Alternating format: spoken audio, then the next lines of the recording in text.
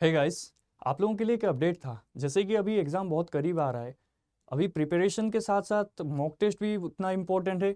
तो इसलिए अनअकैडमी ला रहा है अपनी तरफ से all India mock test which absolutely free for you guys. So आप लोग डेट्स याद रखना, 16 नवंबर ना शाम 6 बजे से लेकर 9 बजे तक, जिसमें कि आप लोगों को मिलेगा real exam experience, all India ranking भी मिलेगा। तो इससे आप लोगों को प्रिपरेशन करने में बहुत हेल्प मिलेगा। तो आप लोग जल्दी से इसको चेकआउट कीजिए, लिंक इन द डिस्क्रिप्शन। और एक और अपडेट भी था आप लोगों के लिए, अभी अनअकैडमी ला रहा है CSR नेट एश्योर ऑफर, जिसमें कि आप लोगों को क्या मिलेगा कि आप लोग अगर अगर 9 मंथ या फिर 15 मंथ का सब्सक्रिप्शन अभी से लेते हैं, तो अगर आप लोगों का अभी दिसंबर जो नेट का एग्ज़ाम आ रहा है उसमें अगर आप लोगों का JRF क्लियर होता है, तो आप लोगों को जितना भी अमाउंट आपने सब्सक्रिप्शन परचेज करने में लगाया था उतना फुल्ली रिफंड आपको मिलेगा। ठीक है, तो इसलिए मैं बोलूँगा ये बहुत सही ऑफर है, इसको आप लोग एक बार चेकआउट कीजिए, link in the description. And अभी तो चल रहा है 60% ऑफर चल रहा है सब्सक्रिप्शन पर, तो आप लोग इसको एक बार ट्राई कीजिए। ठीक है, तो एक और अपडेट देखते हैं। अभी स्पेशल लर्निंग फेस्टिवल चल रहा है अनअकैडमी का। आप लोग चाहे तो 13 से 15 नवंबर के बीच में स्पेशल क्लासेस जो है अनअकैडमी एप्लीकेशन पर आप लोग अटेंड कर सकते हैं। तो जिसमें कि आप लोगों को लाइव इंटरेक्शन मिलेगा टॉप एजुकेटर्स के साथ, उनके डाउट्स वगैरह कैसे एप्लीकेशन को यूज करते हैं, कैसे डाउट्स पूछते हैं उसमें, ये सब एक्सपीरियंस मिलेगा।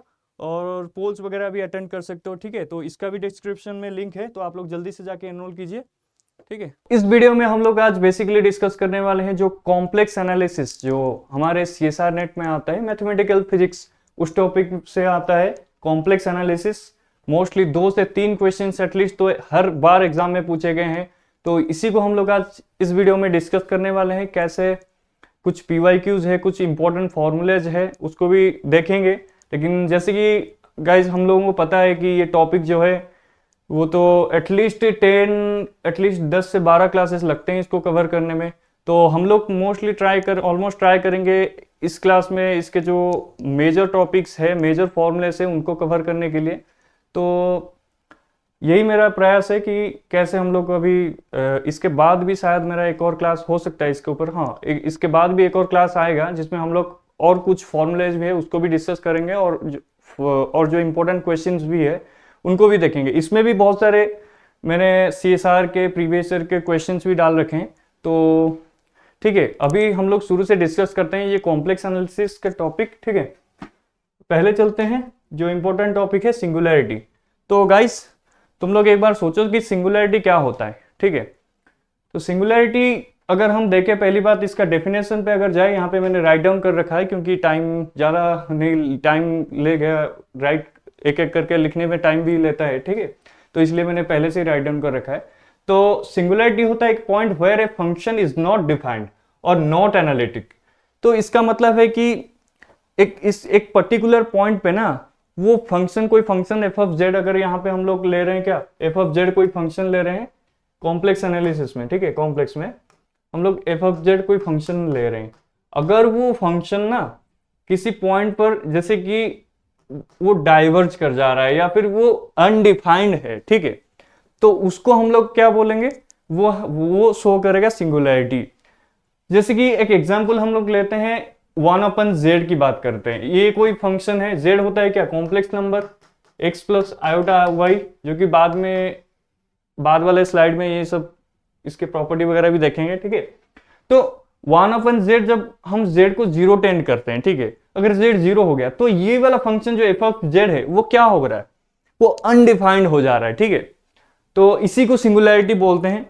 तो इसके टाइप्स बहुत होते हैं। ये पहले देखो, सिंगुलैरिटी 2 टाइप्स के होते हैं, एक तो आइसोलेटेड और एक नॉन आइसोलेटेड। ठीक है, नॉन आइसोलेटेड हम लोग बाद में डिस्कस करेंगे, पहले हम लोग डिस्कस करते हैं ये आइसोलेटेड। 3 टाइप्स के होते हैं, रिमूवेबल, पोल और एसेंशियल। ठीक है, तो आइसोलेटेड इसका नाम जैसे कि पता चल रहा है तुम लोगों को, आइसोलेट, सिंगल आउट, समझ रहे हो। तो ये आइसोलेटेड सिंगुलैरिटी उसी तरह का ही है, जैसे कि नाम इसका उसी तरह का है। ठीक है, तो और ये यहां पे मैंने जो मेंशन किया, नॉट एनालिटिक। ठीक है, तो a point where a function is not defined और नॉट एनालिटिक, इसका मतलब क्या है, नॉट एनालिटिक का मतलब वो डिफरेंशिएबल उस पॉइंट पे नहीं है, समझ रहे हो। तो डिफरेंशिएबल नहीं है, तो पहले समझ लेते हैं एनालिटिक क्या होता है। एनालिटिक क्या होता है, मतलब डिफरेंशिएबल होगा उस पॉइंट पे और उसके नेबरहुड पे, ठीक है। फॉर एग्जाम्पल अगर हम e to the power z लेते हैं, सीधा एग्जाम्पल पे जाता है, क्योंकि ये जो थियोरिटिकल कॉन्सेप्ट है ना मैथमेटिक्स के, वो बहुत समझने में बड़ा अजीब लगता है, ठीक है, और कभी कभी याद भी नहीं रख पाते ये टर्म वगैरह, तो एग्जाम्पल से बेटर अंडरस्टैंडिंग होता है मैथमेटिक्स में। तो e to the power z अगर लेंगे तो ये एनालिटिक होगा कि नहीं, एक बार बताओ, सोचो 2 मिनट के लिए।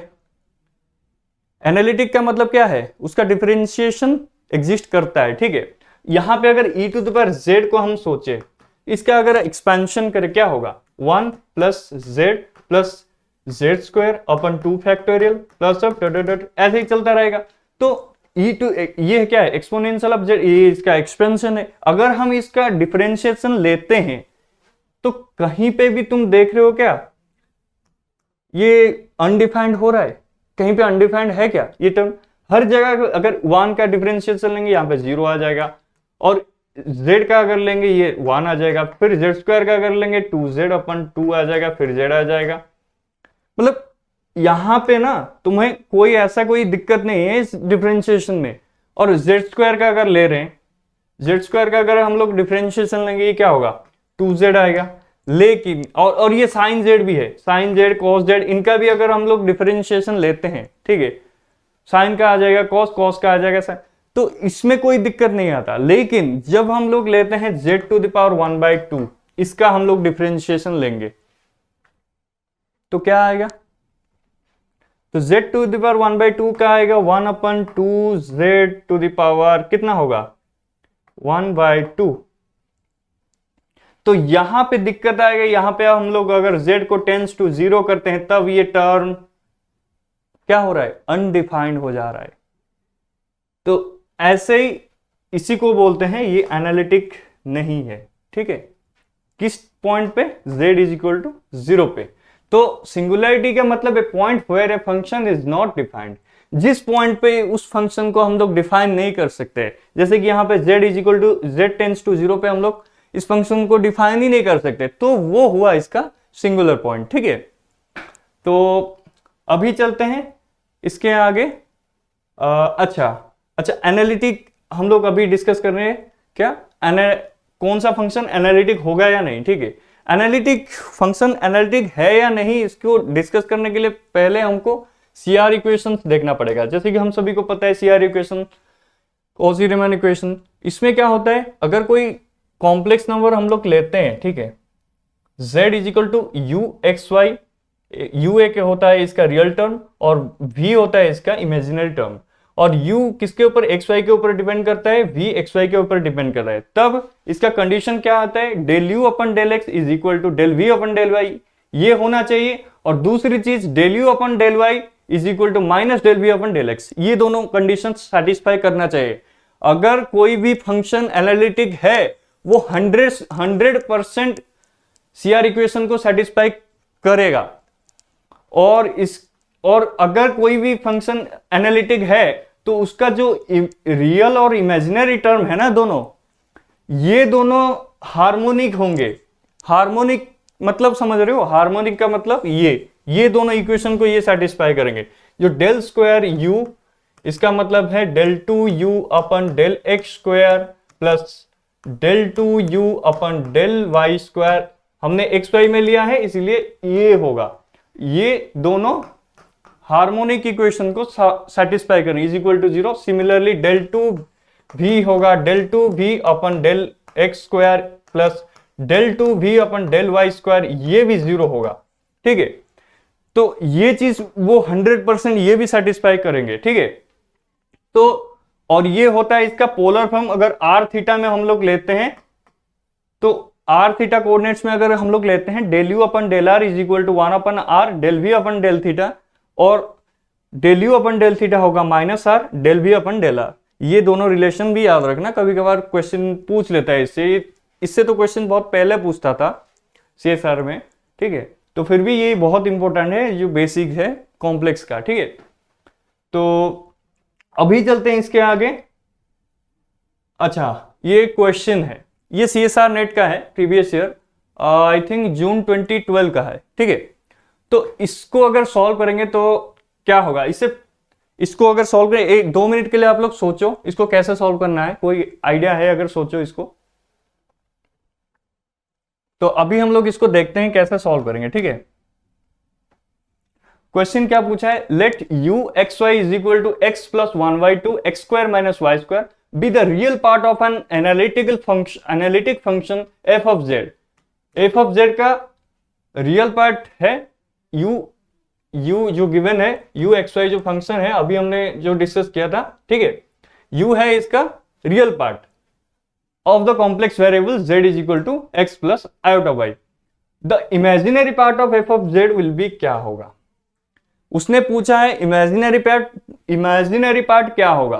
तो हम कैसे करेंगे इसको, हमारे पास क्या है, कोई भी अगर कॉम्प्लेक्स, कोई भी ये बोल दिया, क्या है इसने, एनालिटिक फंक्शन बोल दिया। एनालिटिक फंक्शन बोल दिया मतलब वो तो 100% CR इक्वेशन को सेटिस्फाई कर रहा है।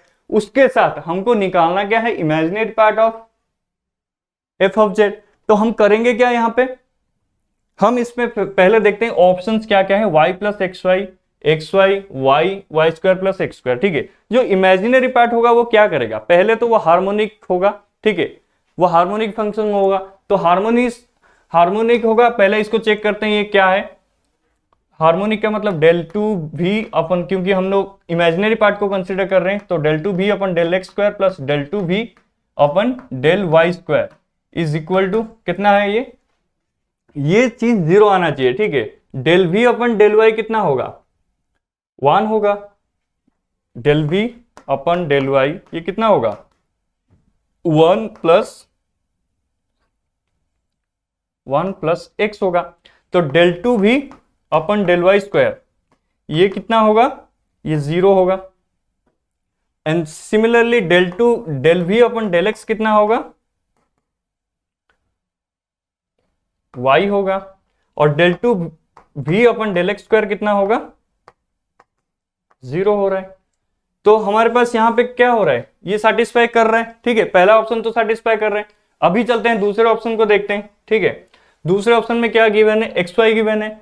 तो एक्स वाई का अगर हम लोग सॉल्व करें क्या होगा, del v upon del x ये होगा कितना, y। Del two v upon del x square ये कितना होगा, 0। और del v upon del x del y x होगा। Del two v upon del y square ये कितना होगा, 0 होगा। तो ये भी तो सेटिस्फाई कर रहा है। दूसरे मतलब ये भी हार्मोनिक फंक्शन दिखा रहा है। तो सी को देखते हैं, सी क्या होगा, कि सी पे देखते हैं, del v upon del x कितना है, 0 आ रहा है। Del two v upon del x square ये भी 0 आ रहा है। Del v upon del y is equal to ये 1 आ रहे हैं। Del two v upon del two y square del y square ये 0 आ रहा है, ये भी सेटिस्फाई कर रहा है। और इसको अगर हम देखें तो ये क्या आएगा, डी ऑप्शन को अगर हम लोग देखें ये क्या आएगा, del v upon del x is equal to -2x। Del v upon del two v upon del x square कितना होगा, -2। और del v upon del y is equal to 2y। Del two v upon del y square is equal to 2। तो ये भी तो satisfy कर रहा है। ये क्या हो रहा है, -2 + 2 इज इक्वल टू 0। तो अब क्या करना है, अगर 4 ऑप्शन यहां पे सेटिस्फाई कर रहे हैं तो अब क्या करना है, अभी हम लोग देखेंगे CR इक्वेशन को, ठीक है। CR इक्वेशन हम लोगों को क्या बताया था, इसको हम लोग अभी इसको मैं इरेज कर देता हूं क्योंकि इसका तो कोई मतलब ही नहीं बना। अभी CR इक्वेशंस को देखते हैं, ठीक है।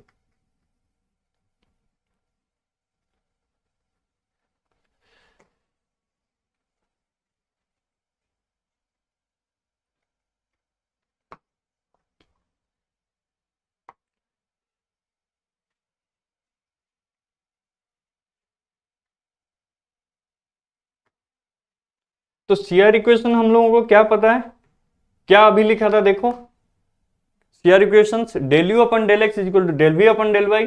Del u upon del y is equal to minus del v upon del x. ठीक है, इसको थोड़ा सा एरिएज और भी करना है। ठीक है, सही है। सीआर इक्वेशंस थे del u upon del x is equal to del v upon del y, और एक और था del v upon del u upon del y is equal to minus del v upon del x. तो इसमें हम लोग क्या करेंगे, अभी हमको तो v निकालना है। ठीक है, तो del u upon del x, u क्या गिवन है हमारे पास x plus half x square minus y का। ठीक है, तो del v upon del y कितना होगा, यहां पर अगर हम देखें del v upon del y कितना होगा, del v upon del y, तो ये तो x तो यहाँ पे 0 आएगा। ठीक ठीक, sorry del v upon del y निकालना है, तो del u upon del x कितना होगा, तो ये तो 1 आएगा, 1 प्लस ये कितना होगा 2x, 1/2, ये 2x, 2 कैंसिल तो x होगा। तो इससे अगर हम v निकाले तो क्या होगा, इंटीग्रेट कर देंगे तो क्या होगा, यहाँ पे y आ जाएगा। ठीक है, y प्लस एक्स वाई, तो यहाँ पे तो पहला ऑप्शन दिख रहा है y प्लस एक्स वाई। तो चलो फिर से इस वाले इक्वेशन को भी एक बार ट्राई करते हैं। ठीक है, इस वाले इक्वेशन से क्या दिखा रहा है, del u upon del y, तो यहां पे अगर देखें, एक सेकेंड इसको इरेज कर देता हूं। हाँ, अब क्या दिखा रहे, माइनस डेल बी, अरे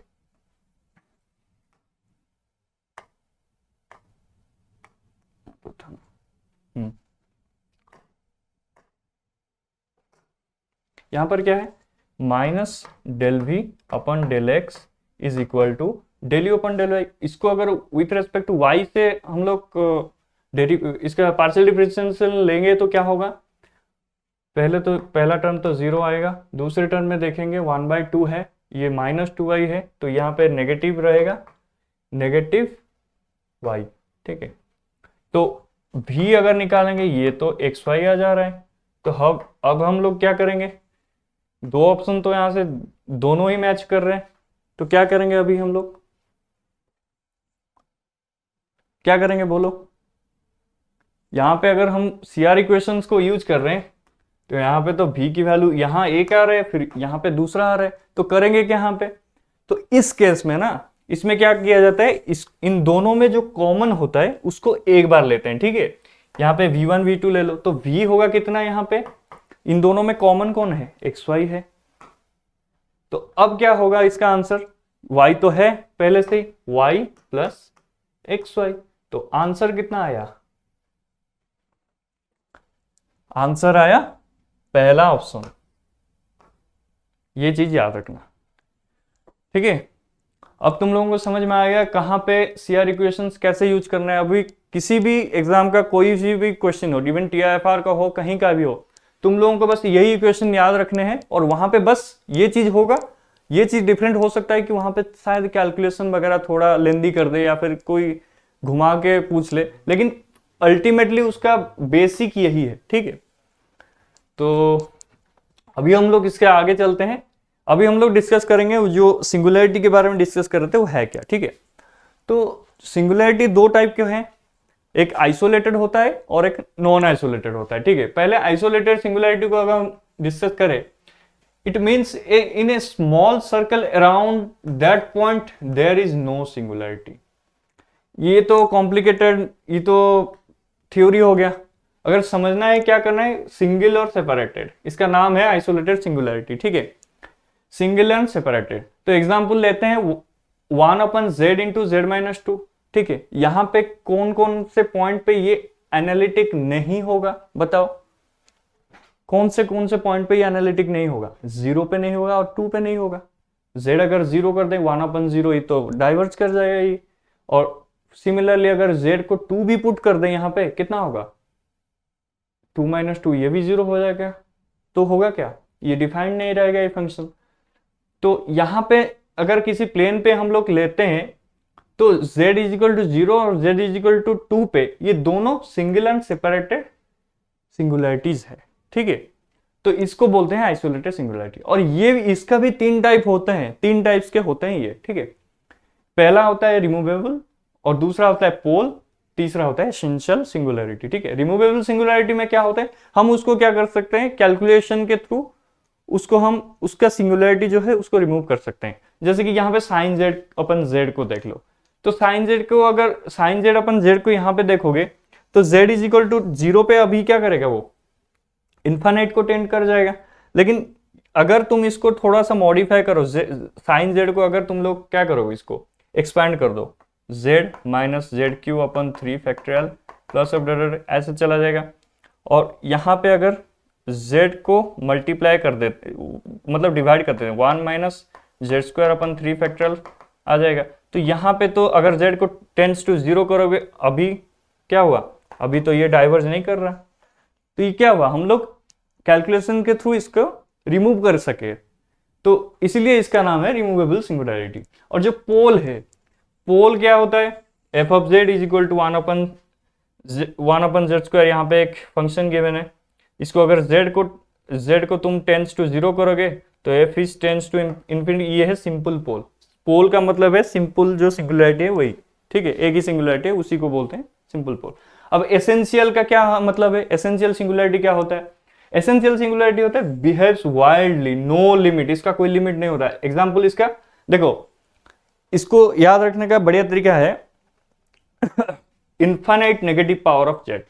जेड का जो पावर है ना, जो कॉम्प्लेक्स नंबर हम लोग ले रहे हैं ना, उसका पावर इनफाइनाइट तक नेगेटिव पावर जाएगा, 1 upon z square, 1 upon Z Q, ऐसे कहीं पे भी जा रहा ना, उसको तुम एसेंशियल सिंगुलरिटी बोल सकते हो, ठीक है। वो पूछेगा बहुत सारे क्वेश्चन में, बहुत सारे एग्जाम में ऐसे क्वेश्चन पूछे जाते हैं, ठीक है। तो एग्जाम्पल अगर यहाँ पे हम लोग देखें, f of z is equal to e to the power 1 upon z, तो e to the power z का एक्सपेंशन क्या होता है, अगर हम e to the power z का एक्सपेंशन देखें, यहाँ पे लिख देता हूँ, 1 अपन जेड कर रहे हैं, ठीक है। तो 1 plus 1 upon Z plus 1 upon Z का होल स्क्वायर, नीचे रहेगा 1/2 फैक्टोरियल प्लस ऑफ डॉट। तो ये क्या कर रहा है, धीरे धीरे धीरे धीरे 1 अपन जेड का जो पावर, नेगेटिव पावर है, वो इंक्रीज करते जा रहा है, ठीक है। तो ये होता है एसेंशियल सिंगुलरिटी, और ये इसका बिहेवियर बहुत वाइड होता है, इसमें कितने बहुत सारे जगह पे इसका सिंगुलरिटी शो करेगा जेड इज इक्वल टू 0 पे, ठीक है। तो ये होता है एसेंशियल सिंगुलरिटी। तो अभी चलते हैं इसके आगे।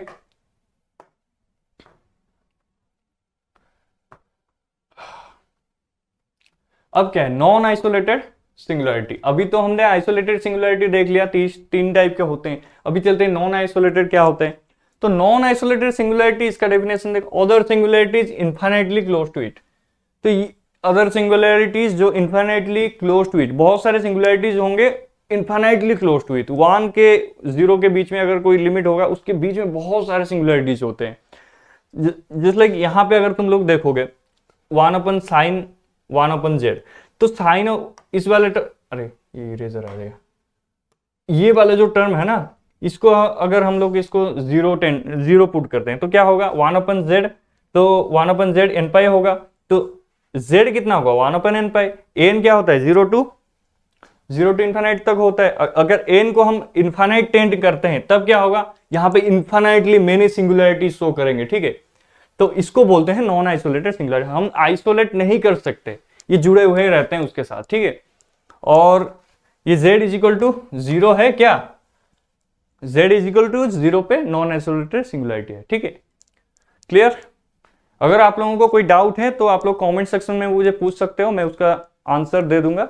अगर या फिर उससे भी कोई डाउट है तो तुम मेरे टेलीग्राम चैनल पे ज्वाइन कर लो, t.me/SATAPATHY2। इस चैनल को आप लोग ज्वाइन कर सकते हो, वहां पे भी क्वेश्चन अगर पूछोगे मैं तुम लोगों को रिप्लाई दे दूंगा, ठीक है। तो अभी चलते हैं इसके आगे क्या है, अच्छा अभी चलते हैं टेलर सीरीज। तो टेलर सीरीज एक्सपेंशन, इसमें क्या है कि देखो, जो फंक्शन है ना उसको हम लोग analytic, if a function f of z is analytic at all points inside the circle C, z is equal to a, यहाँ पे सेंटर गिवन है। अगर फंक्शन एफ ऑफ जेड कोई कॉम्प्लेक्स फंक्शन है, वो एनालिटिक है, तो इसको हम लोग ऐसे डिफाइन कर सकते हैं किसी सर्कल में, ठीक है। लेकिन इसमें प्रॉब्लम क्या आया, इसका जो पावर है ना ये सिर्फ वैलिड था किसके लिए, पॉजिटिव पावर के लिए। मतलब जेड का पावर जब पॉजिटिव होगा ये इसके लिए वैलिड है, डिफाइन कर सकते हैं टेलर सीरीज से हम लोग कॉम्प्लेक्स को। लेकिन जब जब नेगेटिव पावर आ रहा था उस टाइम पे टेलर सीरीज डिफाइन नहीं कर पाया, तो इसलिए हम लोग यहां से लाए Laurent series expansion. Laurent series expansion basically क्या है, करेक्शन क्या है टेलर सीरीज को। तो इसने क्या किया है, इसने ये चीज किया है, जो ये तो पूरा सर्कल के लिए था, पूरा डिस्क के लिए था, लेकिन यहां पे क्या होगा, एनुलर रीजन को डिफाइन करेगा। ठीक है, यहां पे जो नेगेटिव पावर है उसको भी डिफाइन कर रहा है, और जो पॉजिटिव पावर है इसको बोलते हैं, ये है इसका लॉरेंट सीरीज एक्सपेंशन। ठीक है, यहां पे देखो नेगेटिव पावर है, इसको भी डिफाइन कर रहा है। तो अभी चलते हैं इसके आगे। यहां पे जब देखोगे F of z is analytic, कहां पे ये एफ ऑफ जेड एनालिटिक होता है, ये एनुलर रीजन। एनुलर रीजन मतलब ये जो दो सेंटर है इसके, मतलब दो सेंटर बोल रहा हूं, एक ही सेंटर है, दोनों सर्कल का जो बीच वाला रीजन की बात कर रहा हूं, यहां पे ये वैलिड होता है। ठीक है, ये डिफाइन करता है। तो इसके आगे चलते हैं, ज्यादा थ्योरी डिस्कस हो रहा है। अच्छा ठीक है, the residue in Laurent series. अच्छा, रेसिड्यू को कैसे हम लोग को, रेसिड्यू क्या होता है, पहली बात रेसिड्यू ये होता है कि in Laurent series expansion of f of z coefficient of z minus z not की पावर -1। मतलब ये बेसिकली बोल रहा है 1/z वाले टर्म जो है ना उसका जो कोएफिशिएंट होगा वही होगा रेसिड्यू तुम्हारा। रेसिड्यू का डेफिनेशन यही है, बस इतना याद रखो। About the isolated singularity, isolated singularity. ठीक है, अभी हम लोग देखे थे पोल हो सकता है, एसेंशियल सिंगुलैरिटी हो सकता है, या फिर ये तीनों में से कोई एक हो सकता है। ठीक है, तो अगर हम लोग किसी एग्जाम्पल लेते हैं, यहाँ पे इसका एग्जाम्पल देखते हैं, यहाँ पे रेसिड्यू क्या होगा, z cube e to the power z given है। तो इसको अगर हम लोग जेड क्यू लिखते हैं, e to the power z का एक्सपेंशन क्या होता है, 1 plus z square upon 2 factorial plus z cube upon 3 factorial plus z 4 upon 4 factorial plus अब डॉट डॉट ऐसे चलता है। तो जेड क्यू गिवन है, जेड क्यू को मल्टीप्लाई करते हैं, क्या होगा, z cube plus z to the power 4 plus z to the power 5 upon 2 factorial plus z to the power 6 upon 3 factorial plus z to the power 7। कुछ तो गड़बड़ हो गया यहाँ पे, z to the power 4 z to the power 4। अच्छा, I think ये Laurent series expansion of the f of coefficient of z minus z naught की पावर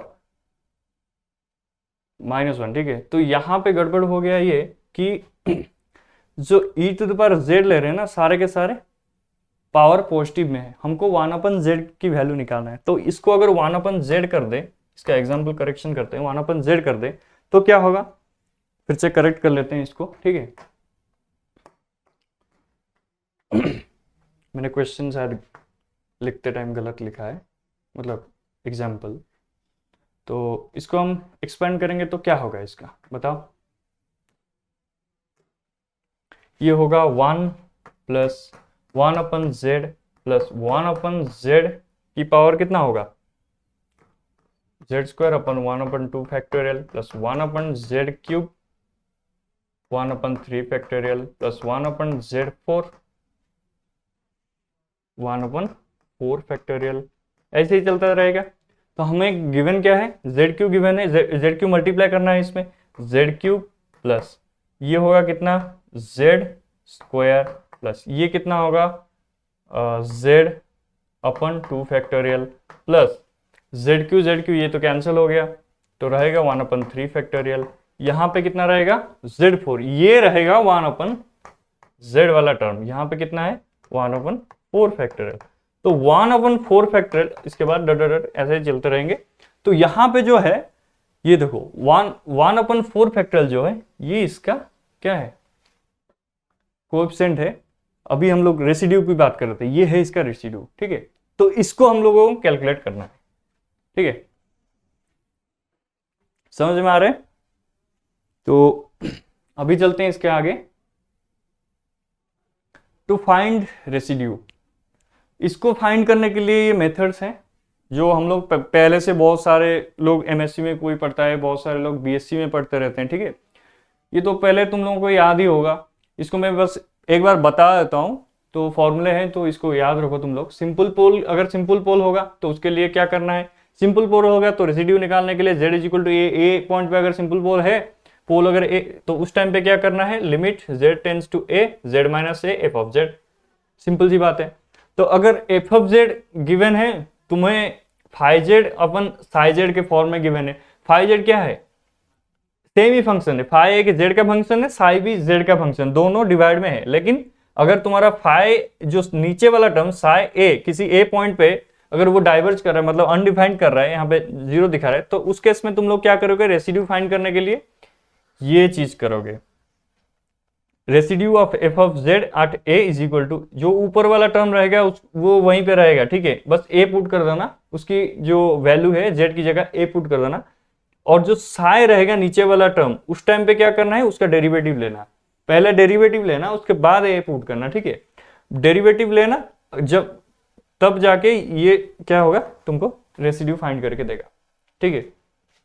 और इसको अगर चाहो तुम बुक्स में भी देख सकते हो, बहुत सारे एग्जांपल्स भरे पड़े हैं। ये बहुत इजी टॉपिक है, इसीलिए मैं ज़्यादा डिस्कस नहीं कर रहा, क्योंकि ये क्लास भी अगर डिस्कस करेंगे तो 10-12 क्लासेस ऐसे ही चले जाएंगे। तो मैं इसीलिए इसको थोड़ा जल्दी करने की कोशिश कर रहा हूँ, बस फॉर्मूले तुम लोगों को बता दे रहा हूँ, ठीक है। पोल ऑफ ऑर्डर n, अगर पोल का ऑर्डर होगा, ठीक है, पोल ऑफ ऑर्डर n अगर nth ऑर्डर का पोल होगा, तो उस केस में क्या कर सकते हैं, रेसिड्यू अगर फाइंड करना है तो ये फॉर्मूला है, क्या है कि 1 अपन, अगर सेकंड ऑर्डर का होगा तो n माइनस 1, ये देखो 1 अपन n माइनस 1 का फैक्टोरियल d n माइनस 1 अपन डी जेड n माइनस 1, ये वाला टर्म याद रखना, जो डेरिवेटिव लेते हैं ये n माइनस 1 होता है। nth ऑर्डर पोल अगर है तो उसका n माइनस 1 लेना है, ठीक है। और z माइनस ए, ये वाला टर्म पे n रहेगा सिर्फ, ठीक है। और f ऑफ z 8 कहां पे, z is equal to a पे, ये होता है रेसिड्यू, ठीक है। ये बस इतना ही याद रखो, सारे के सारे क्वेश्चन हो जाएंगे तुमसे, ठीक है। तो अभी चलते हैं इसके आगे, रिप्रेजेंटेशन ऑफ कॉम्प्लेक्स नंबर। ये जो पहले मुझे बताना चाहिए था, ये मैंने बाद में ऐड कर रखा है, ठीक है। रिप्रेजेंटेशन जो z होता है, complex number z is equal to x plus iota y, उसको हम लोग कैसे रिप्रेजेंट कर सकते हैं, इसको हम r e to the power iota theta में भी रिप्रेजेंट कर सकते हैं, ये पोलर फॉर्म में। तो ये अगर ये कॉम्प्लेक्स प्लेन और ये एक्स प्लेन, इसको हम कैसे प्लेन, ये r है इसका रेडियस सर्कल का, और ये रहेगा थीटा इसका, कोई पॉइंट pxy है।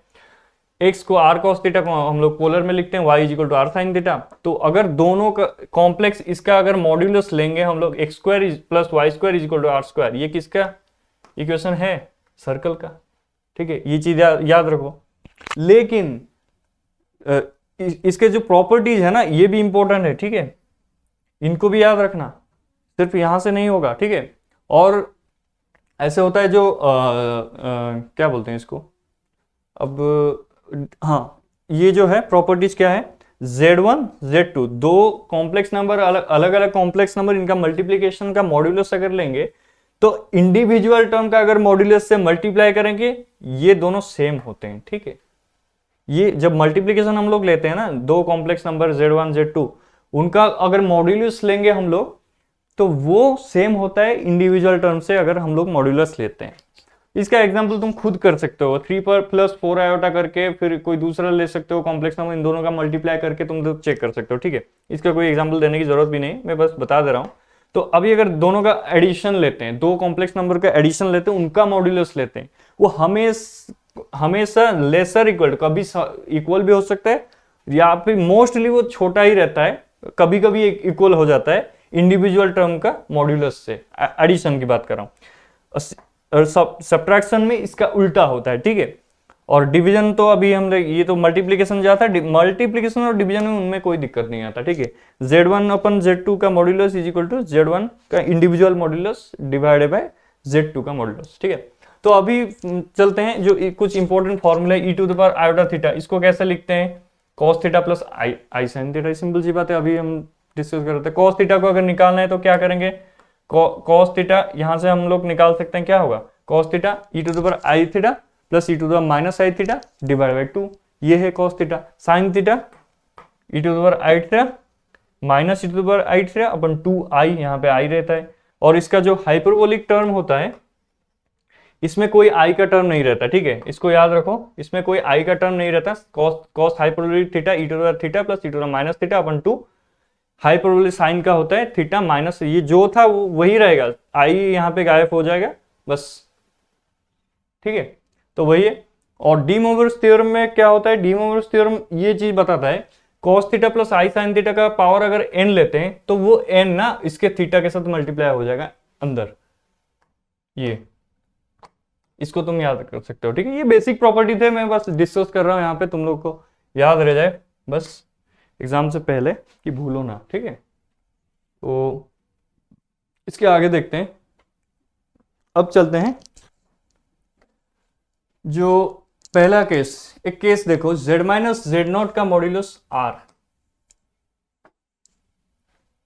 ठीक है।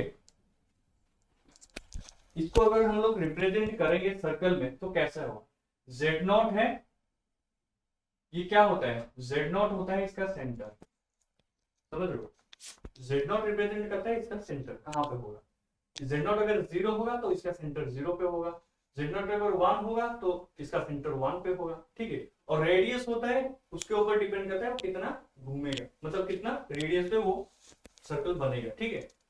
तो इसको अगर हम लोग देखें, इसको अगर हम डिफाइन करें तो क्या होगा, इसके पॉइंट्स कहां पर बनेंगे, इसके पॉइंट्स मोस्टली इसके सर्कमफ्रेंस पर, ठीक है। तो ये क्लोज्ड है, ठीक है, इसको ये कौन सा रीजन, ये क्लोज्ड ही है, ठीक है। और अगर इसको सेकंड वाले को देखेंगे तो इसमें क्या हुआ, सेम ही चीज है, बस इसका जो रेडियस के अंदर है, ठीक है, ये भी क्लोज्ड है। ये कौन सा रीजन है, ये रीजन, हम लोग इसमें रीजन की डिस्कशन कर रहे हैं, ये जो इक्वेशन है ये क्या बताता है, इसका रीजन है, ये अंदर वाला रीजन है, ठीक है। इसको कैसे डिफाइन करते हैं कि z माइनस जेड नॉट, यहाँ पे अगर जेड नॉट सेंटर है इसका तो r से छोटा है, r से छोटा है मतलब अंदर के साइड, ठीक है।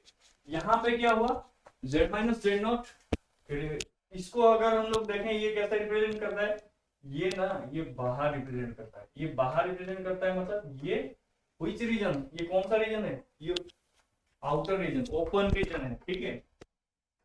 ये क्वेश्चन यहाँ से भी आते हैं बहुत, ये रीजन कैसा है, ओपन रीजन, यहाँ पे जेड नॉट है इसका सेंटर, ठीक है। तो अगर तुम लोगों को ऐसा कोई क्वेश्चन दिया होगा z minus 1 is equal to 2, इसको तुम लोग ड्रॉ कैसे करोगे एक बार बताओ, सोचो 2 मिनट के लिए। अगर z minus 1 is equal to 2 ऐसा कोई क्वेश्चन गिवन है तुम लोगों को, तो I am sorry guys, I think मेरा ऑडियो गिर गया था, तो आई डोंट नो तुम लोगों को सुनाई दे रहा था कि नहीं, सॉरी फॉर दैट, ठीक है। तो अभी अगर हम लोग देखें इसमें, ओके मेरा माइक भी गिर गया था, तो चलो आई थिंक इतना दिक्कत ना हो, आई होप, वरना पूरा टाइम खराब चला जाएगा, ठीक है। तो z minus 1 is equal to 2 जो है, इसमें कैसे करना है इसको, तो इसका सेंटर कहाँ पे है, 1 पे, तो 1 अगर सेंटर है, 2 इसका रेडियस है, तो यहाँ पे 3 ले लो, 2 का रेडियस ये 1 इतना, ठीक है। और ये कहाँ तक जाएगा, 1 2 यहाँ तक आएगा, ठीक है। तो इसको अगर ड्रॉ करेंगे ये ऐसे होगा circle, sorry for the drawing, ये ऐसे होगा, ठीक है। अगर ये +1 होता तो इधर शिफ्ट हो जाता, इस तरफ आ जाता इसका सेंटर, समझ रहे हो। इसको ऐसे ड्रॉ करते हैं, ठीक है। तो अभी चलते हैं इसके आगे, अभी शायद इसके बाद क्वेश्चन रहते हैं, ठीक है। अभी हम लोग डिस्कस करने वाले हैं जो CSR नेट के कुछ प्रीवियस ईयर क्वेश्चंस है, हम लोग इसको डिस्कस करने वाले हैं, ये कैसे क्या होता है, ठीक है। तो पहला क्वेश्चन ये है, z is equal to i to the power i to the power i to the power ऐसे करके डट डट डट ऐसे ही चलता रहे, the exponential exponent continues indefinitely, then a possible value of 1 by z ln z कितना होगा। तो ये अभी रिसेंट के क्वेश्चन ही है, शायद रिसेंट के ही क्वेश्चन है, 3-4 साल के अंदर ही आए हैं CSR नेट के, ठीक है।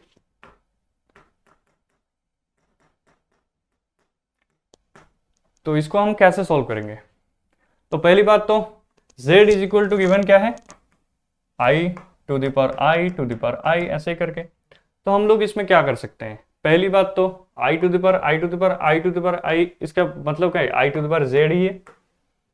तो अगर हम लोग बोथ साइड लॉग ले लेते हैं, ln z ले लेते हैं दोनों साइड, तो होगा क्या, यहाँ पे ln z is equal to z ln i। हमें पूछा क्या है यहाँ पे 1 बाई z ln z पूछा है। तो इसमें करेंगे क्या, हम लोग इस z को इस तरफ ले आते हैं, ठीक है। 1 by z ln z is equal to कितना होगा, ln i। तो यही बस पूछा था, ये बहुत बेसिक लॉगरिथम से ही पूछ लिया। अब इसको क्या करें, ये इसमें तो कुछ भी नहीं है, ln i आंसर आ गया, ठीक है। समझ रहे हो guys, z is equal to i to the power i to the power i to the power, the exponent यहाँ पे कुछ भी नहीं था इस क्वेश्चन में, ठीक है। तो अभी चलते हैं इसके आगे, अब चलते हैं इस क्वेश्चन में, देखते हैं the function f of z exponential z minus 1 plus 1 by z minus 1, ये गिवन है। तो पूछा क्या है, z is equal to 1 is a pole of order 1, z is equal to 1 is an essential singularity, z is equal to 1 is a pole of order 2, z is equal to 1 is a removable singularity. बताओ guys ये क्या होगा, 2 minute के लिए सोचो ये क्या होगा, क्वेश्चन क्या पूछ रहा है। अभी हम लोग डिस्कस किए था ना, पोल को क्या होता है, एसेंशियल पोल क्या होता है, एसेंशियल सिंगुलरिटी क्या होता है। तो तुम लोग अपने से वीडियो को पॉज करके 2 मिनट देख लेना, उसके बाद सोचना खुद से, ठीक है। उसके बाद सॉल्व करते हैं। अभी मैं इसको सॉल्व करता हूँ, ये क्या पूछा है, एफ ऑफ जेड गिवन है ये। तो एक्सपोनेंशियल को पहली बात यहाँ पे अगर हम लोग एक्सपोनेंशियल पहला टर्म क्या है 1, इसको हम लोग एक्सपैंड करते हैं, z minus 1 plus 1 upon z minus 1 plus z minus 1 plus 1 by z minus 1 का इसका क्या होगा, होल स्क्वायर होगा, प्लस अब डट डट डट ऐसे ही चलता रहेगा। तो ये हो क्या रहा है, जब भी इसके आगे जा रहे हैं ना z इज इक्वल टू 1 पे, z इज इक्वल 1 पे, ये तो टर्म तो 0 हो जाएगा। तो दूसरा वाला टर्म यहाँ पे डोमिनेट करना चाहिए, दूसरा वाला टर्म तो डाइवर्ज कर जा रहे हैं, मतलब ये दूसरा वाला टर्म जो है ना ये एनालिटिक नहीं है। तो इसमें क्या होगा, तो इसका तो यहाँ पे टर्म हम लोग देख सकते हैं, नेगेटिव टर्म्स बहुत ज्यादा बढ़ जा रहे हैं, ठीक है।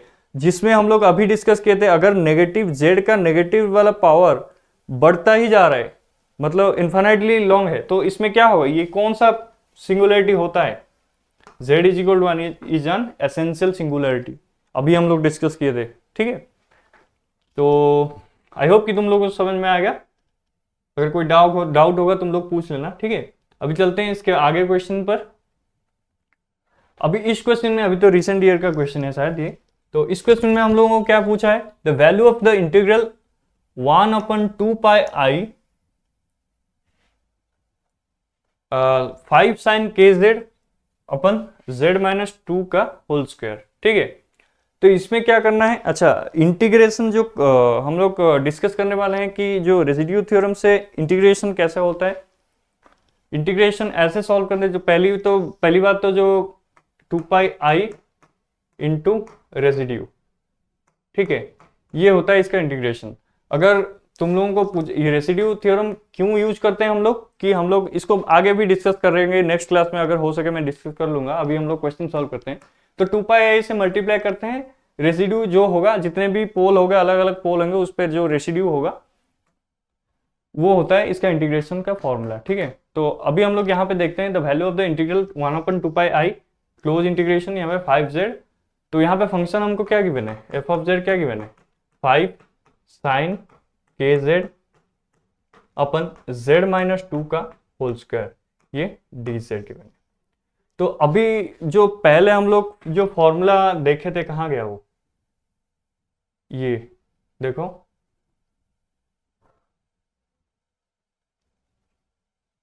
रेसिड्यू का फॉर्मूला ये देखो, पोल ऑफ ऑर्डर n, यहां पे यही वाला फॉर्मूला यूज होगा, ये वाला दिख रहा है ना तुम लोगों को, ये वाला फॉर्मूला, यही वाला फॉर्मूला हम लोग यूज करेंगे।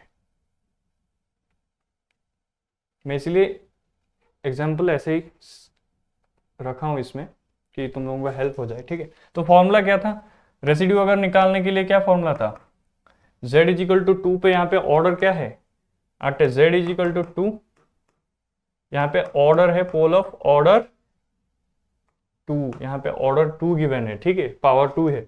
तो इसमें क्या करना है, 1/2 - 1 का factorial, d to the power n-1 का मतलब 2-1 डिवाइड बाई dz 2-1, फिर इसमें क्या होगा z माइनस, लेकिन n होता था, ठीक है, तो यहां पे क्या होगा z माइनस n 2 होगा, ठीक है। f ऑफ z क्या गिवन है, हम लोगों को फंक्शन क्या गिवन है, ये, इसको इरेज कर देते हैं।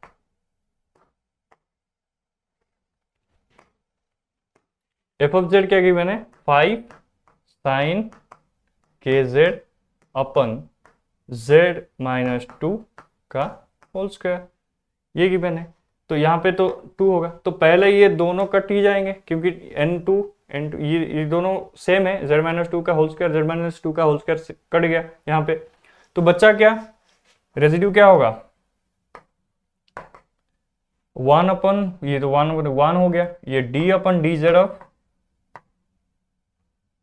5 sin kz, इसका हम लोगों को क्या निकालना है, सिंगल डेरिवेटिव ही निकालना है, तो कितना होगा, साइन का डेरिवेटिव कितना है, ये रहेगा 5, ये k आ जाएगा बाहर, cos kz, सिंपल सी बात है, कौन सा आएगा आंसर, 5k cos kz।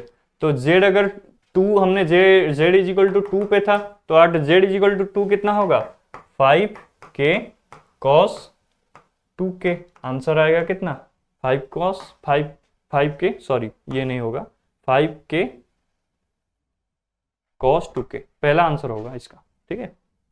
ये बहुत सिंपल क्वेश्चन है, तुम लोगों को पता है, मैं इसलिए ज़्यादा डिस्कस नहीं कर रहा हूँ, इससे पहले भी वो जो इंटीग्रेशन का बोल रहा था ना, ये फॉर्मूला मुझे याद नहीं था इसमें लिखने के लिए, लेकिन तुम लोग तो पता ही होगा ये फॉर्मूला, ठीक है। इसके बाद वाले टॉपिक में और भी जो टॉपिक से इंपॉर्टेंट है, इसमें जो क्वेश्चन है उसको भी डिस्कस करेंगे उसी के साथ, ठीक है।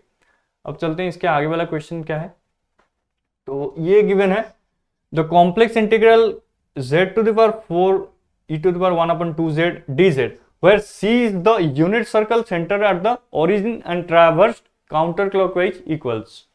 तो इसको अगर हम लोग निकालेंगे, पूछा क्या है, c is the origin and traversed in the counterclockwise, तो हमको वही क्या करना है इसमें, एक बार सोचो, 2 मिनट तुम लोग सोचो, वीडियो को पॉज करके कैसे करना है। ये भी CSR का, सारे के सारे क्वेश्चन यहाँ पे CSR का ही, ठीक है।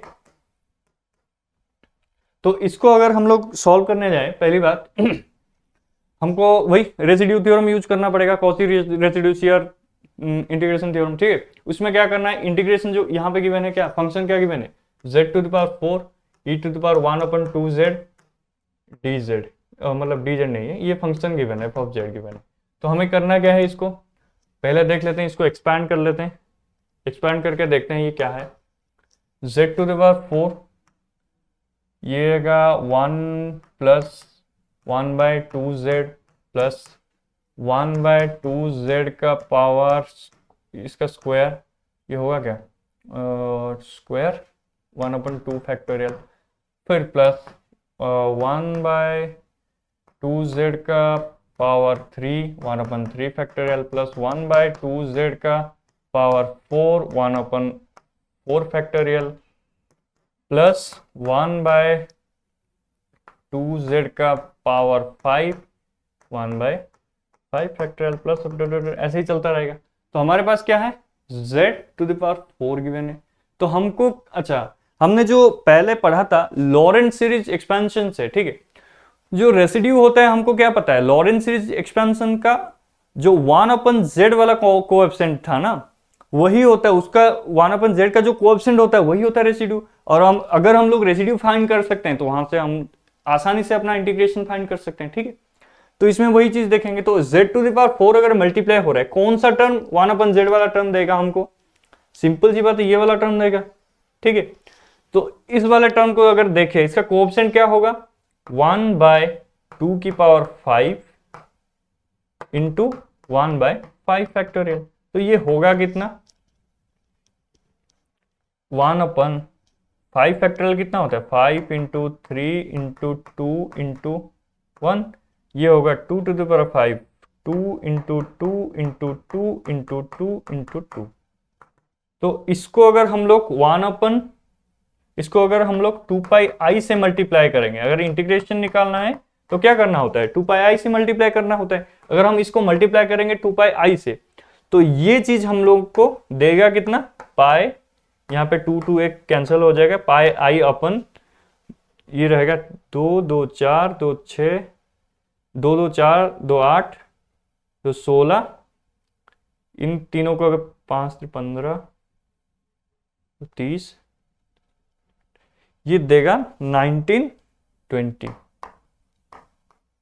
मल्टीप्लाई करने के बाद। तो आया कितना हम लोगों का इंटीग्रेशन? πi/1920। ये रिसेंट ईयर के क्वेश्चन है CSR नेट के, इतने इजी क्वेश्चन आते हैं इनमें से कॉम्प्लेक्स से। तो एटलीस्ट तुम लोग 2 क्वेश्चन तो मान ही लो, हर साल आते हैं, ठीक है। हर बार एग्जाम में एटलीस्ट 2 क्वेश्चन तो आते ही रहते हैं तो मान ही लो इसको।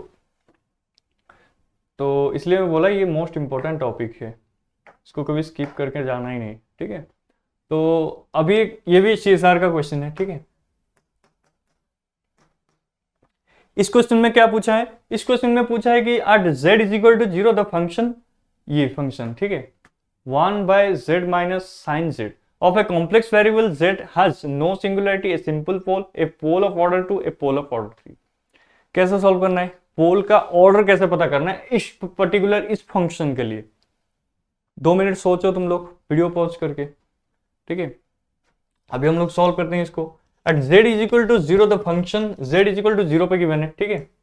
The function of a complex variable z आज क्या होगा? पहली बात तो अगर पोल का ऑर्डर निकालना है, यहाँ पे z = 0 पे क्या हो रहा है? ये तो 0 हो जा रही है, ये साइन 0 तो 0, 1/0 इन्फाइनाइट हो जा रहा है, ठीक है। अभी हम लोगों को देखना है इसका, लेते हैं क्या, तो नीचे वाला टर्म को अगर हम लोग किसी फंक्शन ले लेते हैं, gz ले लेते हैं, ठीक है। gz क्या होगा यहाँ पे? z माइनस साइन z, तो g डैश z पहले, यहाँ पे अगर z = 0 पुट करेंगे तो 0 चला जाएगा, 0 होगा, 1/0 तो अनडिफाइंड हो जाएगा। तो डैश लेते हैं इसका, एक फर्स्ट ऑर्डर डेरिवेटिव लेते हैं, कितना होगा? 1 माइनस साइन का हो जाएगा कितना? cos z। अब अगर हम लोग को यहाँ पे z = 0 पुट करते हैं, हम लोगों को क्या मिलेगा? cos 0 तो 1 होता है, ये फिर भी 0 जा रहा है, फिर से इसका डेरिवेटिव लेते हैं तो क्या होगा? 1 तो 0 हो जाएगा, माइनस ये cos का अगर लेंगे, ये फिर से ये sin z आ जाएगा, ठीक है।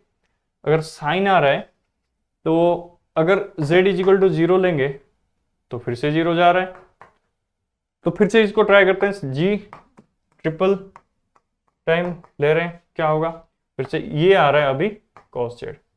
अब अगर हम z = 0 यहाँ पे पुट करते हैं तो ये तो 1 देगा, मतलब 1/1 यहाँ पे इस जगह पे ये चीज, ये फंक्शन डाइवर्ज नहीं कर रहा। अब ये जो हुआ, तीसरी बार हमने इसका डेरिवेटिव लिया, ये हुआ इसका ऑर्डर। तो ऑर्डर होगा पोल, जो z = 0 था, हम लोग हर जगह पे z = 0 ही पुट किए हैं, z = 0 का ऑर्डर क्या हुआ? ए पोल ऑफ ऑर्डर 3। सिंपल सी बात है, ठीक है, इसमें कुछ था ही नहीं। तो अब चलते हैं अगले वाले क्वेश्चन पे। तो अब इस क्वेश्चन में देखते हैं, इस क्वेश्चन में क्या गिवन है, ये भी CSR का है, ठीक है, सारे के सारे CSR के ही क्वेश्चन है।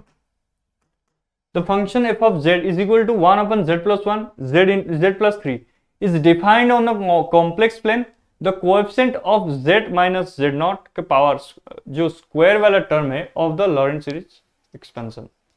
इसने सीधा पूछ लिया किससे? लॉरेंट सीरीज एक्सपेंशन से सीधा क्वेश्चन पूछा है। तो इसको कैसे सॉल्व करना है? सोचो, 2 मिनट के लिए सोचो इसको, ये भी प्रीवियस ईयर क्वेश्चन है CSR नेट का, तो तुम्हें खुद, ठीक है। तो इसको अगर हम लोग सॉल्व करेंगे तो कैसे होगा बताओ। ये फंक्शन गिवन है f of z is equal to 1/z+1 z+3। इसको हम क्या करें, पार्शियल फ्रैक्शन से निकाल दें।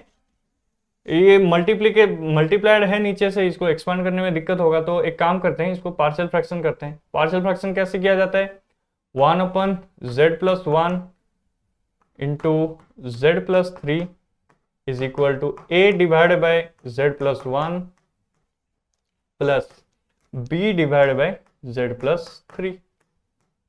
तो इसको a और b की वैल्यू हमको निकालना है, पार्शियल फ्रैक्शन में यही करते हैं, ठीक है।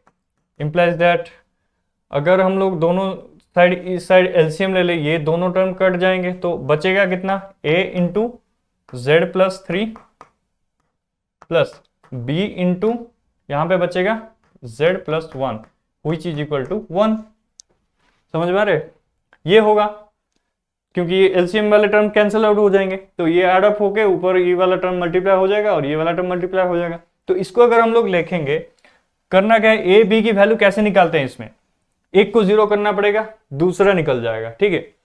तो अगर हम लोग यहाँ पे देखें, पहले क्या करते हैं, बी को जीरो करते हैं, ठीक है। बी को अगर जीरो करना पड़ेगा तो जेड को कितना पुट करना पड़ेगा, जेड को -1 पुट करते हैं। तो जेड अगर -1 होगा, ये -1 + 3 + 0 इज इक्वल टू 1। तो यहाँ पे निकलेगा कितना, a की वैल्यू कितना निकलेगा, a इज इक्वल टू 1/2। 3 - 1 कितना, 2 हो गया, उधर जाके 1। अगर a 1/2 निकला, फिर वैसे ही यहाँ पे भी सॉल्व करना है कितना, इस वाले इक्वेशन को देखो, इसमें क्या करना है, a को 0 पुट करो, -3 पुट करे तो क्या होगा, 0 + -3 + 1 इज इक्वल टू, ये b रहेगा 1। तो b की वैल्यू यहाँ निकल के आएगा -1/2। ये टेक्निक होता है पार्शियल फ्रैक्शन का, ठीक है। तो अभी अगर हम लोग देखें इसके आगे, कहाँ गया, हमें मिला कितना, हम इसको z+1 z+3 इसको हमने 1/2 a था z+1 a था ना, हाँ, -1/2 यहाँ था 1/z+3, ठीक है। a था z+1, b था z+3। तो अभी क्या करना है, अब इसको क्या करते हैं, लॉरेंट सीरीज एक्सपेंशन में हमको पता है इसको एक्सपांड करना पड़ेगा, ठीक है। तो एक बार एक्सपांड करने के लिए क्या करना है हमको, z कहां पे, किस पॉइंट पे गिवन था, पहले देखो, about z0 is equal to 1, मतलब z-1 पे, z-1 का पावर स्क्वायर टर्म को देखना है, ठीक है।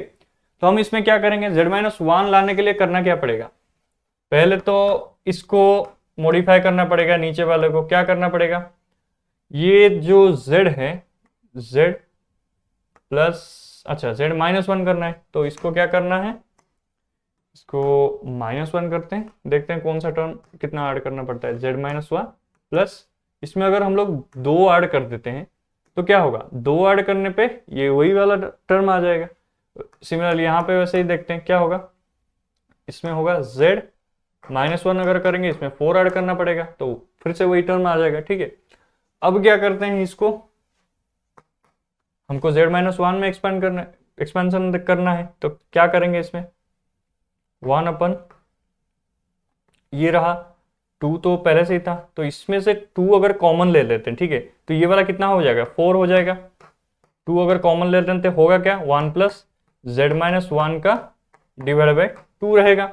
तो इस वाला टर्म में अगर कितना 4 कॉमन लेना पड़ेगा, तो 1/8 यहाँ पे कितना होगा, 1 + z-1 डिवाइड बाय 4, ये वाला टर्म आ जाएगा। अब क्या करते हैं, इसको एक्सपेंड करते हैं, ठीक है। अगले पेज पे जाते हैं, हमारे पास था क्या, 1/4, ये था ये था 1 +, वही सेम एक ही चीज है, आगे लिखो पीछे लिखो सेम चीज है। तो 1 + z-1/2 ये था, इसका इसका होल स्क्वायर नहीं था, क्या था, अरे इसका होल स्क्वायर क्यों हुआ, ये था -1/8 1 प्लस z-1 की पावर 4, ठीक है, ये था। तो अगर हम इसको एक्सपैंड करते हैं, ये पावर कितना है इसका, -1, ठीक है। तो 1/, तो इसको अगर हम लोग एक्सपैंड करेंगे कितना होगा, 1/4 कितना होगा बताओ गाइस, 1/z+2, वो एक सेकंड रुको मुझे थोड़ा चेक करने दो एक्सपेंशन में क्या था, z+2 1 प्लस z-1/2, ठीक है। तो इसको अगर हम लोग एक्सपेंड करेंगे तब क्या होगा, 1 माइनस z-1/2 ऐसे ही चलता रहेगा, प्लस -1/8 यहाँ पर रहेगा 1 माइनस z-1/4 प्लस z-1/16, ये हो जाएगा ऊपर होल स्क्वायर, ये यहाँ पे माइनस, ये ऐसे ही करके डट हो जाएगा ऐसे ही।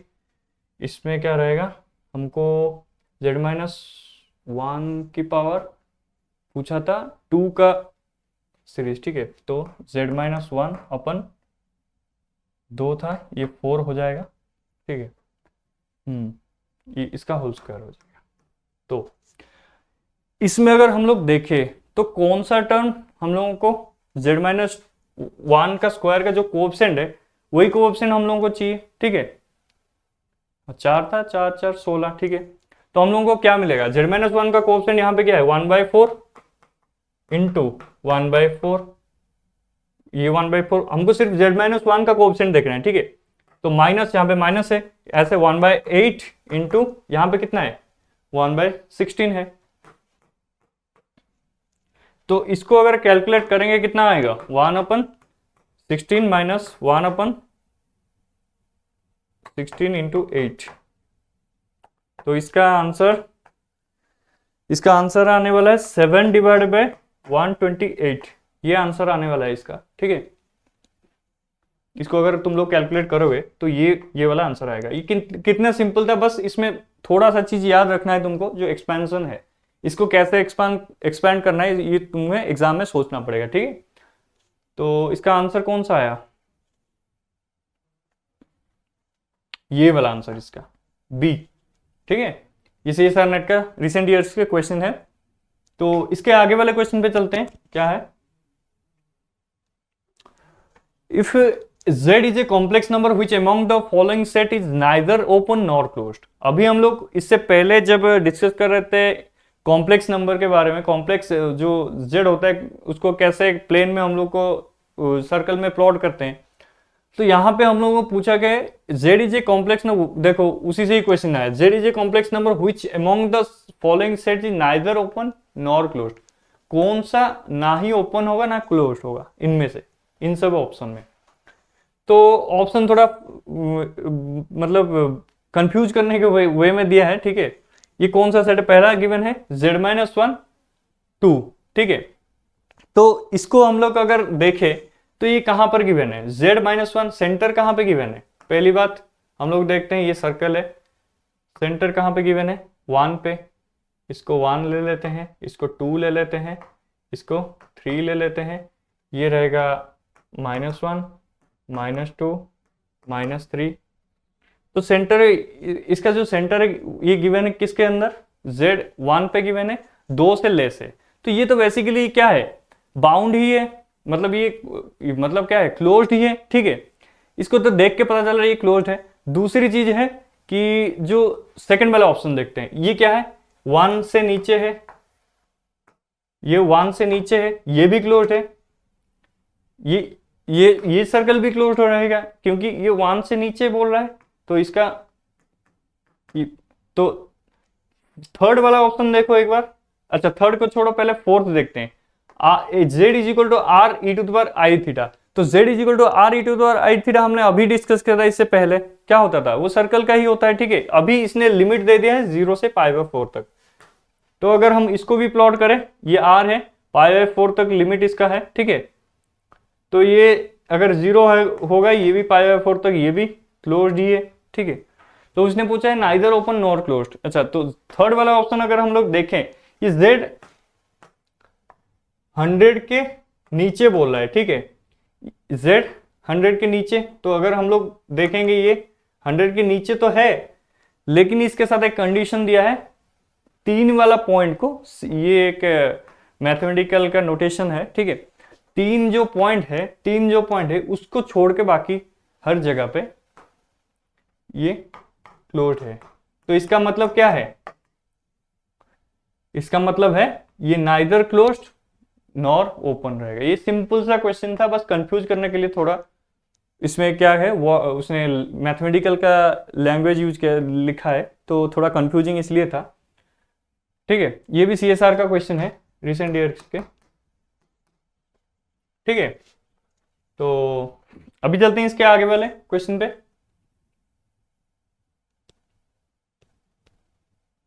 अब इसने पूछा है the value of the integral 0 to infinite cos ax upon 1 plus x square dx where a is a positive real number। ये भी रिसेंट ईयर के क्वेश्चन है, ये भी CSR का है, ठीक है। तो एक चीज है इसमें, जब हम लोग इसको सॉल्व करते हैं, इसको कैसे सॉल्व करते हैं?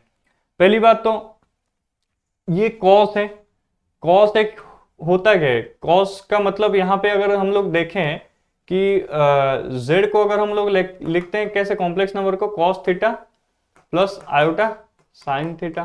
कॉस जो होता है वह रियल होता है, ठीक है, रियल पार्ट को बिलोंग करता है। तो अगर हम लोग इसको कॉस थीटा को अगर हम लोग लिखे यहाँ पे, तो ये होगा, इस फंक्शन को हम लोग कैसे डिफाइन कर सकते हैं? f(z) is equal to cos ax divide by 1 plus x square dx, ठीक है। मतलब फंक्शन है कॉस ax। रुको, ये थोड़ा हैंड राइटिंग खराब हो गया, फिर से लिख लेते हैं इसको, ठीक है। इसको हम कैसे लिखेंगे? फंक्शन गिवन है हमको f(z) is equal to cos ax divide by 1 plus x square, ये गिवन है हमको। तो इसको सॉल्व कैसे करना है? Where a is a positive real number, a है एक पॉजिटिव रियल नंबर है, a कभी नेगेटिव नहीं हो सकता, ठीक है, a हमेशा पॉजिटिव होगा। तो इसको अगर हम सॉल्व करेंगे, इसको ऐसे सॉल्व कर सकते हैं कि इस जो फंक्शन है ना, इसको हम लोग कंसिडर कर सकते हैं e⁻iota ax अपन 1 प्लस एक्स स्क्वायर। तो इसको हम लोग इसलिए कंसिडर करते हैं कि ये जो इंटीग्रेशन है ना, इसको हम लोग एक सेमी सर्कुलर रीजन में लेते हैं, ठीक है। जो इसका जो पोल है, अगर हम लोग इसका देखेंगे पोल कितना होगा, पहली बात ये जो फंक्शन है हम ऐसे कंसिडर करते हैं, क्यों? तो इसका जो ये होता है कॉस, तो पहले रियल होता है, ठीक है, रियल वाला पार्ट होता है। और जो इसको हम लोग कॉस को अगर हम लोग देखें तो यहाँ पे क्या होगा, जो डिनोमिनेटर वाला टर्म है ना 1 प्लस एक्स स्क्वायर, इसको हम लोग 0 करते हैं, एक बार पुट करते हैं 0, तो क्या मिलेगा हमको? x plus i into x minus i is equal to 0। x की वैल्यू कितना, प्लस और माइनस आई आ रहा है। तो इसको अगर हम फिर से सॉल्व करने जाए, इसके आगे वाले पेज पे देखते हैं क्या होगा कि e⁻iota ax अपन क्या था, x plus i into x minus आई। तो हम लोग पहले रेसिड्यू निकालने, रेसिड्यू से हम लोग इंटीग्रेशन निकालते हैं, ठीक है। पहली बात, इसको अगर रेसिड्यू निकालेंगे तो क्या होगा यहाँ पे?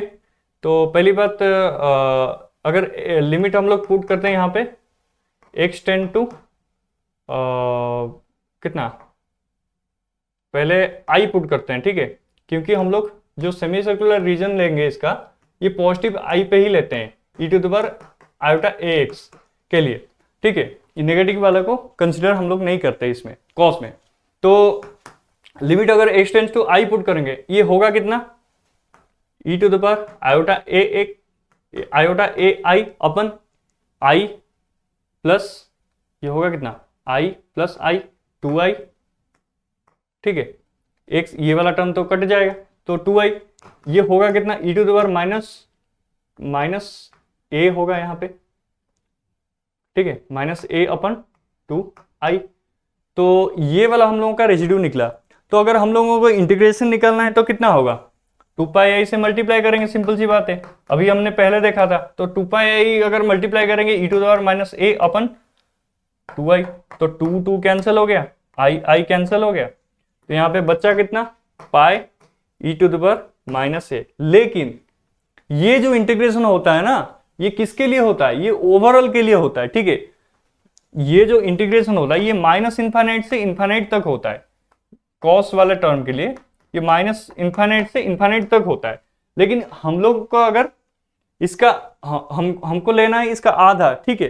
तो अगर इसका आधा लेंगे तो क्या होगा, क्योंकि ये इवन टर्म है और ये integration minus infinite symmetric integration, मतलब सिमेट्रिक लिमिट है माइनस इन्फिनिट से इन्फिनिट, ठीक है। तो ये होगा क्या, तो ये होगा यहाँ पे 1/2 से मल्टीप्लाई करना पड़ेगा, सिंपल सी बात है, पाई ई टू द पावर माइनस ए। तो आंसर इसका कितना आएगा, पाई/2 e to the power minus A.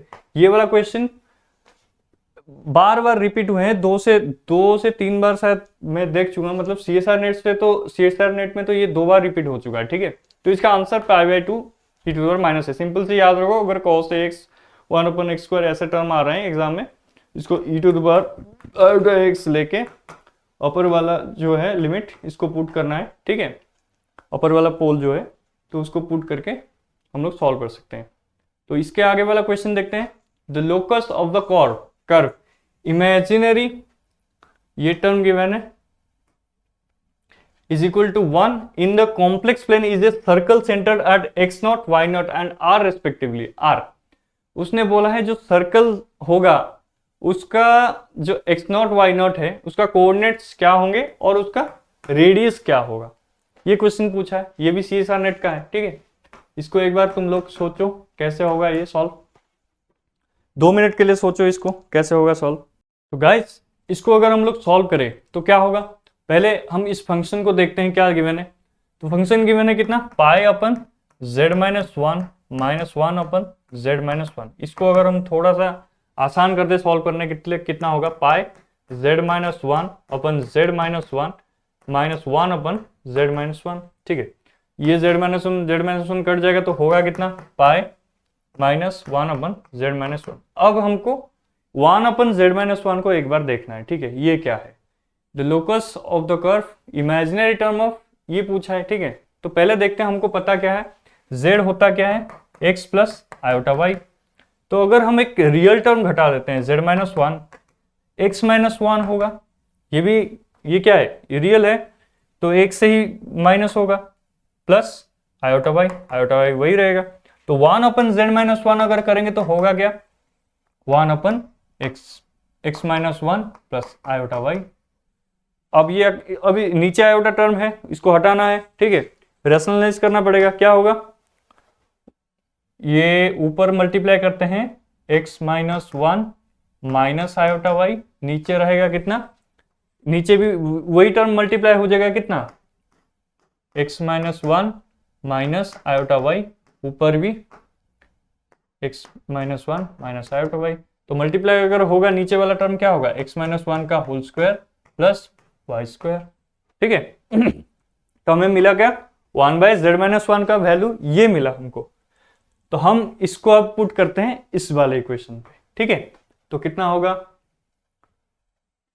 Given था imaginary of pi minus 1/z minus 1, हमने इसको सॉल्व किया तो ये होगा कितना, imaginary of pi minus 1/z minus 1 का वैल्यू कितना आया था, x minus 1 minus iota y divided by x minus 1 का whole square minus plus y square, ठीक है। ये चीज हमको 1 गिवन था, ठीक है। अगर हम इसका इमेजिनरी टर्म कंसीडर करें तो होगा कौन सा, पाई माइनस वाई अपन, अरे पाई भी नहीं रहेगा क्योंकि इमेजिनरी टर्म पूछा है ना, तो हम लोग पाई भी कंसीडर नहीं करेंगे इसमें, तो सिर्फ वाई रहेगा यहाँ पे, y divided by x minus 1 plus y square is equal to 1। तो इसको अगर हम क्रॉस मल्टीप्लाई करते हैं तो होगा कितना, x माइनस 1 का होल स्क्वायर, यहाँ पे होल स्क्वायर है, ठीक है, plus y square is equal to minus y. अगर इस तरफ आ जाएगा y कितना होगा, x माइनस 1 का whole square plus y square plus y, ये थोड़ा सा हम लोग ऐसे कर सकते हैं क्या, इसको हम लोग सर्कल बनाने की कोशिश करते हैं, क्योंकि लोगों सब सर्कल ही पूछा है। तो इसको सर्कल बनाने के लिए क्या करना पड़ेगा हम लोगों को, सोचो एक बार। इज इक्वल टू, ये तो 0 है, ठीक है। तो हम लोगों को इसमें क्या करना पड़ेगा, x माइनस 1 का होल स्क्वायर गिवन है प्लस y माइनस 1/2। अगर 1/2 करते हैं तब y माइनस 1/2, ठीक है। y माइनस 1/2 का होल स्क्वायर अगर करेंगे तब होगा whole square y square plus 2 1 plus नहीं 1/2 इसके अंदर करेंगे तो ये क्या होगा, y square plus 1/4 minus 2 into y into 1/2, तो y रहेगा, है ना। तो 1/2 ऐड करके सब्ट्रैक्ट कर देते हैं, ठीक है। 1/2 करेंगे या 1/4 करेंगे, 1/4 करना पड़ेगा ऐड करके सब्ट्रैक्ट। तो अगर 1/4 ऐड करके सब्ट्रैक्ट करते हैं इससे तो होगा क्या, प्लस ये होगा इसका स्क्वायर, ठीक है। तो 1/2 ये इसका स्क्वायर हो जाएगा इज इक्वल टू उस तरफ हो जाएगा कितना, 1/2 का होल स्क्वायर। तो हम लोगों को पॉइंट कौन सा मिलेगा, तो ये तो है इक्वेशन ऑफ सर्कल। कैसे हुआ समझ में आया कि यहां पे हम लोग क्या कर रहे थे, वाई स्क्वायर, यहां पे हम लोग क्या कर रहे थे, एक x माइनस 1 का होल स्क्वायर, ये इसको होल स्क्वायर के टर्म में लाना है, ठीक है। ये वाई स्क्वायर का अगर टर्म हम लोग लेंगे y square plus 1/4 plus minus 2 into y into 1/2। इसमें एक्स्ट्रा क्या जोड़ना पड़ा, क्या 1/4 ही जोड़ना पड़ा, 1/4 जोड़ेंगे यहाँ पे प्लस 1/4 और वहां पे 1/4 घटा देंगे, 1/4 जो घटाया वो उस तरफ आ गया, ठीक है। और अगर कर लेंगे तो यहाँ पे हमको x का पॉइंट कितना मिल रहा है, x इसने पूछा क्या था, x और y का कोऑर्डिनेट ही पूछा था। तो होगा क्या, x का कोऑर्डिनेट 1 आया, यहाँ पे देख रहे हो ये है कोऑर्डिनेट, ठीक है। y का कोऑर्डिनेट 1/2 आया। तो रेडियस कितना आया, x square plus y square, ये होता है ना equation of circle, is equal to r square. तो रेडियस यहाँ पे कितना आया, 1/2 का होल स्क्वायर, तो रेडियस भी आया 1/2, 1/4 नहीं 1/2 आया, ठीक है। तो इसको अगर हम ओवरऑल सॉल्व करेंगे तो होगा क्या, इसके कोऑर्डिनेट्स हमको मिले क्या, 1/2 एंड रेडियस आया 1/2। तो ऑप्शन कौन सा होगा इसका, पहला वाला ऑप्शन आया। समझ में आया, इसमें बस थोड़ा सा दिमाग लगाना था इस वाले फंक्शन में, ठीक है। इस फंक्शन में थोड़ा सा दिमाग लगाना है, उसके बाद ये सॉल्व हो जाएगा। तो चलते हैं इसके आगे वाले क्वेश्चन। ये वाला क्वेश्चन अभी हम लोगों ने, इससे पहले हम लोगों ने इसको सॉल्व किया था, बिल्कुल एग्जैक्ट क्वेश्चन था, ठीक है। इसमें गिवन क्या था, उसमें 0 टू इन्फाइनाइट गिवन था, इसमें माइनस इन्फाइनाइट से इन्फाइनाइट। इसको तुम लोग होमवर्क करोगे, ये बहुत इजी क्वेश्चन है। इसमें कुछ नहीं है, बस ये इस फंक्शन को चेंज करना है, e to the power iota ax, ये जो था 1 प्लस एक्स स्क्वायर, इसमें करना है। और इसका जो पोल्स आएंगे जिस पॉइंट पे, उसी पॉइंट पे इसको पुट करके फिर निकालना है, ठीक है। इसका आंसर तुम लोग निकालोगे, ये होमवर्क है, ठीक है। तो गाइस, तो जितना हो सका आज हम लोगों ने सॉल्व किया इतना। अगले क्लास में हम लोग फिर बाकी जो ब्रांच पॉइंट हो गया और बाकी जो क्वेश्चंस है उनको भी देखेंगे। अगर ब्रांच पॉइंट के क्वेश्चंस भी बहुत आ रहे हैं, उसको हो सके तो शॉर्ट्स में या फिर क्लास में भी कवर करेंगे, ठीक है। नेक्स्ट क्लास में हम लोग देखते हैं इसके जो बाकी जो कुछ क्वेश्चन जो बच गए हैं उसको हम लोग डिस्कस करेंगे। ओवरऑल तो ऐसा ही है, कॉम्प्लेक्स में ज़्यादा कुछ मतलब दिक्कत नहीं है, बस थोड़ा सा अंडरस्टैंडिंग अगर हो तुम लोग आराम से सॉल्व कर सकते हो इसको, बस इसके प्रॉपर्टीज वगैरह याद रखना, ठीक है। तो मिलते हैं जल्दी नेक्स्ट क्लास में। Thank you so much watching for this video, thank you.